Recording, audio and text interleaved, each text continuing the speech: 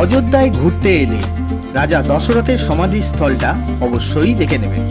অযোধ্যা থেকে প্রায় 15 কিলোমিটার দূরে ভিলভারি ঘাটের কাছে অবস্থিত এই সমাধিস্থলটি অত্যন্ত পৌরাণিক। পৌরাণিক কাহিনী অনুসারে ভগবান রাম তখন বনে ছিলেন। পুত্রের বনবাস যাত্রার শোক সহ্য করতে না পেরে রাজা দশরথ দেহত্যাগ করেন এবং তার শেষ ইচ্ছা অনুযায়ী তাকে এখানে এনে সমাধিস্থ করা হয়েছিল। এখানে এলে দেখতে পাবেন পিণ্ডদানের প্রতিকৃতি এখানে করা আছে, আর এখানে একটা পদচিহ্ন করা আছে যেটাকে ভগবান রামচন্দ্রের পদচিহ্ন বলে অভিহিত করা হয়।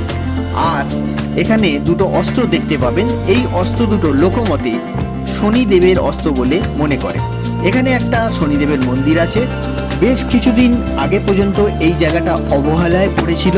উত্তরপ্রদেশের যোগী আদিত্যনাথের সরকার আসার পর এই জায়গাটার উন্নতি হয়। সুতরাং অযোধ্যা ঘুরতে এলে অবশ্যই এই জায়গাটা ঘুরতে আসবেন। আশা করি আপনাদের ভালো লাগবে।